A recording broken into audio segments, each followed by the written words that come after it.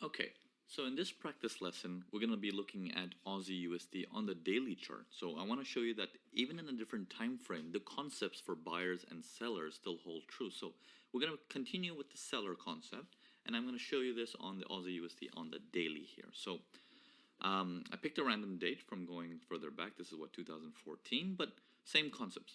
If we're focusing on the sellers, follow the buyers first and see when their sequence ends. So a buying sequence is usually a higher high, higher low, higher high, higher low, higher high, higher low, and then no higher high, no lower low, attempt for an higher high, no lower low, reattempt, crash. So basically when it breached higher from here, it never went higher, but it never went lower either. So it's still the buyer's control until this moment here when it rolls over and it's like, okay, it's the sellers. Now you might be thinking like, Naveen, if I see this as the sellers are here and I'm always thinking about selling over here, can I not know when to sell over here? And we're going to get into all that. As you go through the entire course, everything is going to plug into each other. And you'll see how that all correlates. But what we're going to teach you is mastery. One piece at a time. We're going to teach you mastery. And mastery does not come just by knowing something. Mastery comes by using the same thing again and again and again. Watching practice after practice after practice. Understanding it over and over again. So we're going to build mastery right now. Okay? So we're going to focus on just sellers. So at this point, the sellers dominates. Now, I'm going to move the chart slowly, but I want you to say it out loud or think in your mind what's going to happen next and who's in control. Okay, so follow along. So as the ball crashes down from here, the market rolls over, this is the turning point. This low was breached, which is now,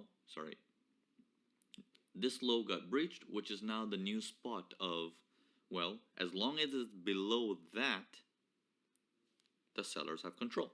Okay? So let's take the market further. Buyers start to come in.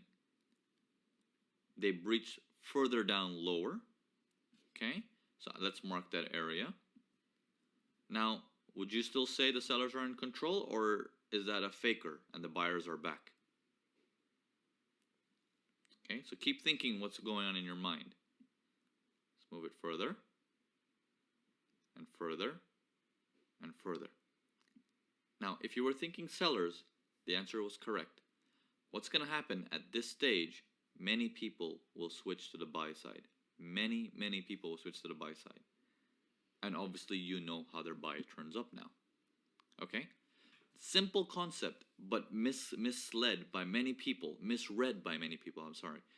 And we're gonna make sure this doesn't happen to you. We're gonna make sure that everything is perfect on your end when it comes to understanding the flow.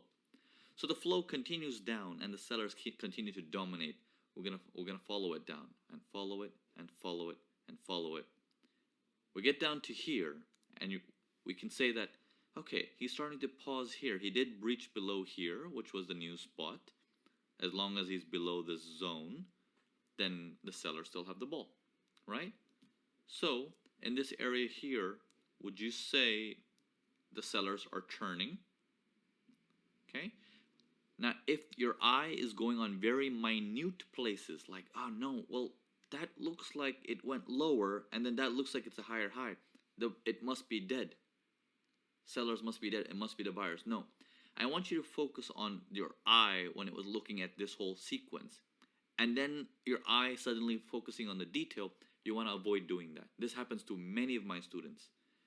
Okay, you start off with a perfect view of the market, but then you end up with a detailed view of things, and the detailed view of things shows you things in a much different way. Okay, because that's what the markets are doing right now. Most people come home from their works or something like that, and they sit in front of their computers, and they want action now. So action now can be very dangerous if you don't understand the flow. So let's continue to move on.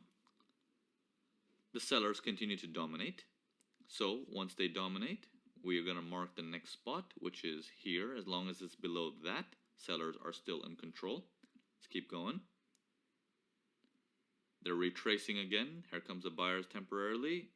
And so we got a spot here. Now, would we say the sellers broke their area and are back up?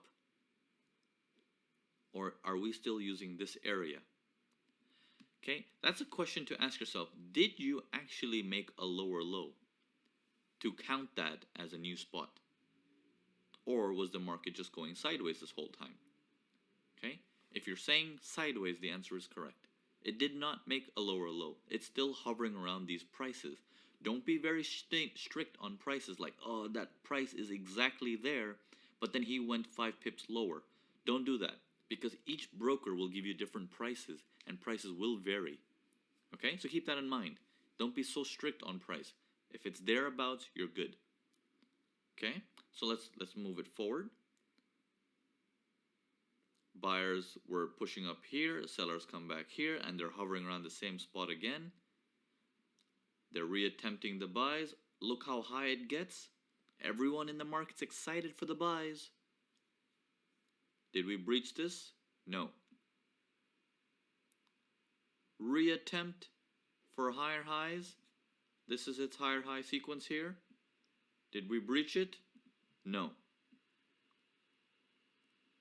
And we got your sellers coming back in, hovering around the same bottom line again, and here comes the sellers again. Notice how long it took. This took from February to July. But all of this was in seller's territory. Okay? Hope this makes sense and it solidifies in you that, okay, who's got the ball? Who's got the ball? Who is still maintaining their grounds? Okay, that's the word we like to use quite a bit with my students. Maintaining grounds. The seller still has control. Okay, so on to the next example.